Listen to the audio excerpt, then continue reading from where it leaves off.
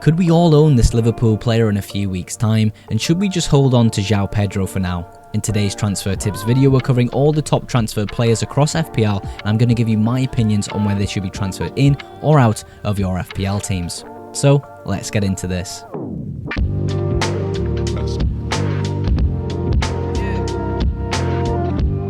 Welcome back to the transfer tips series. Of course, we're starting things off by covering Erling Haaland. If you are new around here though, feel free to subscribe. I make FPL videos to help you guys at home, and by just clicking that little red subscribe button helps me out a massive amount. The like goal for today's video is 10 likes. But kicking things off with the robot himself, Erling Haaland. I personally made the move for Erling Haaland last week in game week 6, getting rid of Mohamed Salah, and here we are after 2 goals and 1 assist. He just is brilliant, isn't he? He's an absolute machine. I mean, we do have to be careful about one thing with Erling Haaland, because he could be banned from playing football at any given moment when the Premier League realises he's not a human, he's a robot. I mean, all jokes aside, he's just great, isn't he? He's absolutely fantastic. If you don't have him in your FPL team, you're probably incredibly disappointed after the last game week, but it isn't too late. I would really consider getting Erling Haaland in as soon as possible. Whatever fixture run he's got, he's just going to smash it, isn't he? So yeah, Erling Haaland for me is a definite inclusion in your FPL teams going forward. The price to pay is 14.4 million. Soon he's going to be more expensive than Mohamed Salah. A lot of people, including myself last week, moved from Salah to Erling Haaland, and I think that theme's going to continue going through the next few weeks of FPL. So yeah, unbelievable data. The fixtures are okay, but Erling Haaland is just on absolute fire right now. Paying 14.5 million for Salah now seems a bit overpriced with how he's performing.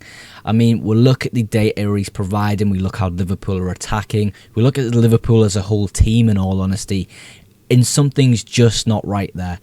It just doesn't feel great to own Mohamed Salah in FPL, and that's why I got rid of him in game week 6. But I did have a consideration to bring him back in game week 8 on a wild card and get rid of Erling Haaland. But in the time I have done that and transferred out Salah, I'm not actually sure I want him back.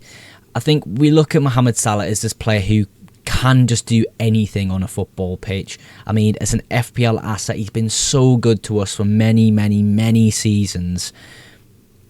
It just doesn't feel right paying 14.5 million for Salah right now.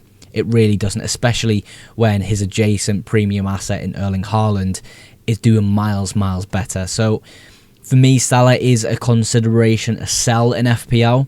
If you are one of those lucky managers who have managed to fit both Salah and Haaland in a draft, that's maybe a situation where I would actually keep a hold of Mohamed Salah in FPL because of that game week 8 captaincy against Manchester United at home.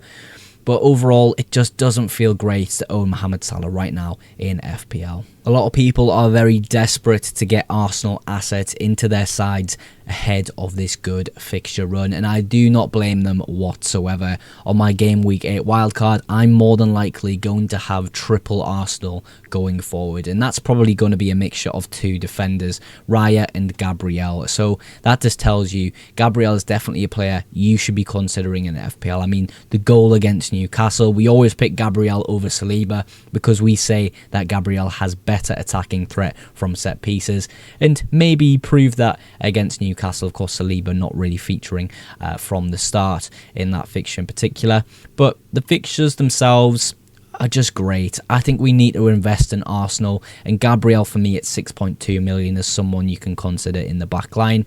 When it comes to other Arsenal defenders, I actually don't think we can really go ahead and be confident picking any of them.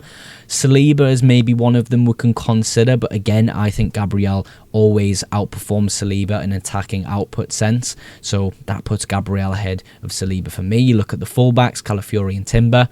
I think their minutes going forward, Champions League coming up, they could miss out on the odd fixture, and that just does get really frustrating as an FPL manager. So Gabriel, 6.2 million. I think he will continue to rise in price.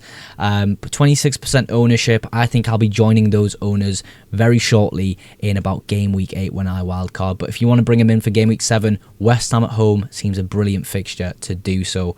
West Ham have conceded a lot of goals from set pieces this season, and of course we all know what Gabriel and Arsenal can do with a corner, with a set piece. So yeah, Gabriel's definitely someone you should consider buying in FPL for game week 7. JOAO Pedro been sold quite a lot in FPL for game week 7. I think looking at the past 2 game weeks in particular, with 0 expected goals and very little expected assist data as well, you know, it's not feeling great being a JOAO Pedro owner in the recent weeks. But we look at game week 7, difficult fixture, Liverpool at home, maybe another reason you would be considering selling him for this game week in particular. But I think we can look past that from game week 8 onwards in particular. I said a few weeks ago, that's probably the time I would look at getting JOAO Pedro in, and that's probably going to be the same thing that I do on my game week 8 wildcard, is probably move to JOAO Pedro. I think Palmer being out maybe opens the door a little bit for him to have a more important role for Chelsea, really getting creative, similar with Enzo Fernandez, perhaps taking penalty duties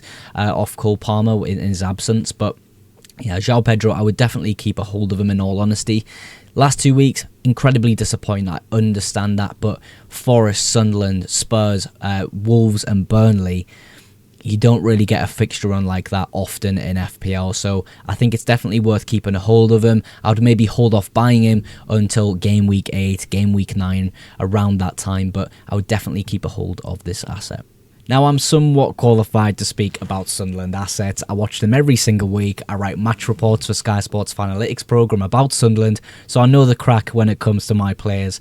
And Alderete he's just been brilliant for us. He's been absolutely outstanding. Everyone who's played in a Sunderland shirt this season, I think, has been incredible for us.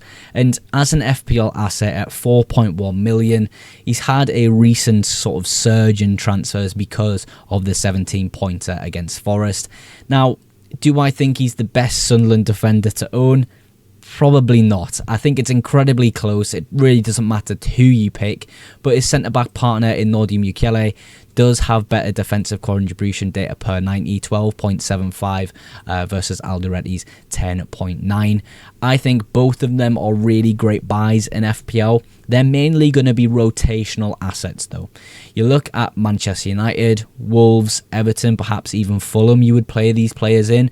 You wouldn't play them in game week 9. You wouldn't play them in game week 11 compared to someone like a Gabriel who you're just going to play every single week. But for the price you pay in there, 4.1 for Alderete and of course 4 million for Nordi Mukiele, definitely players you should consider in FPL. I think Sunderland have something this season, that grit, that determination to really grind out results, and perhaps that's going to translate very well in terms of FPL points, mainly for the defensive assets in FPL though. So yeah, definitely consider this guy in FPL. I could potentially be making the move for a double Sunderland defence from game week 8 onwards in my wildcard. So yeah, we'll look out for that. But yeah, Sunderland players, definitely some players you should be considering in FPL. Alexander Isak has been identified by the Night Manager's algorithm as a potential buy in the next few weeks of FPL.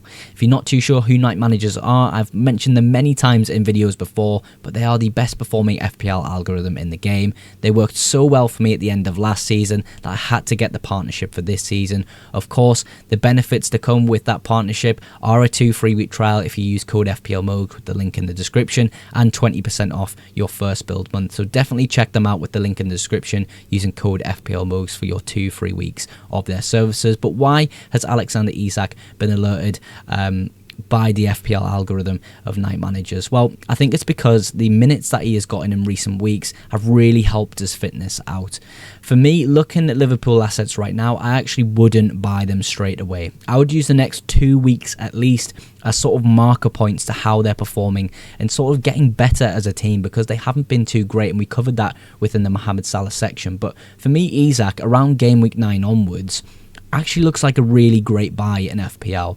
I just really hope in the next 2 weeks that Liverpool show great promise in improving. Otherwise, I wouldn't really consider this move, but I do have faith in Alexander Isak because at the end of the day, he's one of the best strikers in the world. So yeah, really interesting from the Night Manager's algorithm there. And of course, check out that 2 free week link in the description using code FPLMOGS.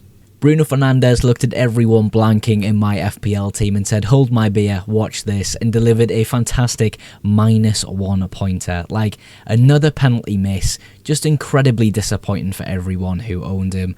I mean, I understood the first penalty miss of the season, I believe it was against Fulham, because the referee kind of knocked him off balance, the focus was everywhere, like, I somewhat understood it. Still, he should be performing at the highest level possible. But this one against Brentford, yes, Brentford made some subs and kind of slowed down the process as much as they could. But every team in the Premier League is going to do that to you. He needs to be scoring them. He absolutely needs to. Perhaps it sparks a conversation at Manchester United of who's now going to take penalties.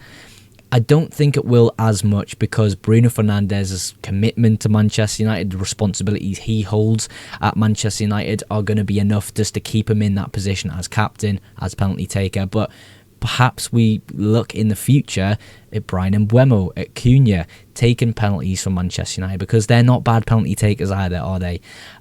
So yeah, Fernandes at 9 million.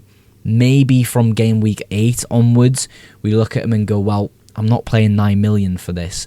I think the routes to points for Fernandes are, plentiful. He's involved in a lot of what Manchester United do going forward, if not everything.